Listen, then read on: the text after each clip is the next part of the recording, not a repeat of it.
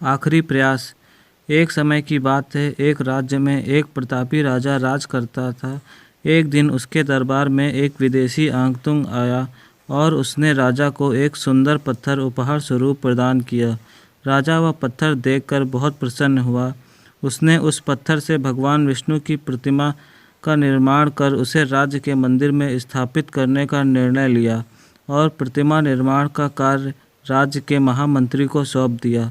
महामंत्री गांव के सर्वश्रेष्ठ मूर्तिकार के पास गए और उसे वह पत्थर देते हुए बोले, महाराज, मंदिर में भगवान विष्णु की प्रतिमा स्थापित करना चाहते हैं। 7 दिवस के भीतर इस पत्थर से भगवान विष्णु की प्रतिमा तैयार कर राजमहल पहुंचा देना।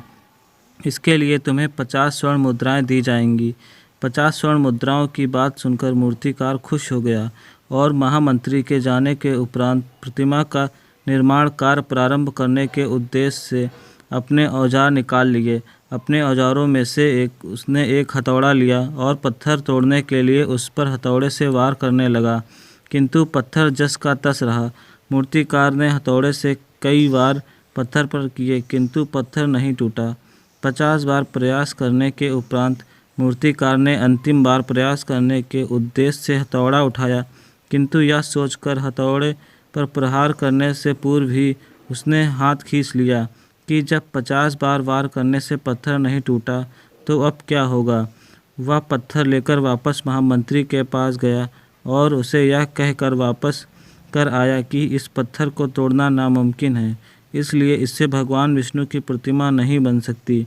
महामंत्री को राजा का आदेश हर स्थिति में पूर्ण करना था, इसलिए उसने भगवान विष्णु की प्रतिमा निर्मित करने का कार्य गांव के एक साधारण से मूर्तिकार को सौंप दिया।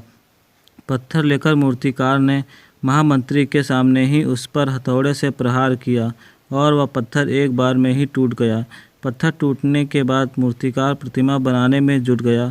इधर महामंत्री सोचने लगा कि काश पहले मूर्तिकार ने एक अंतिम प्रयास और किया होता तो सफल हो गया होता और 50 स्वर्ण मुद्राओं का हकदार होता।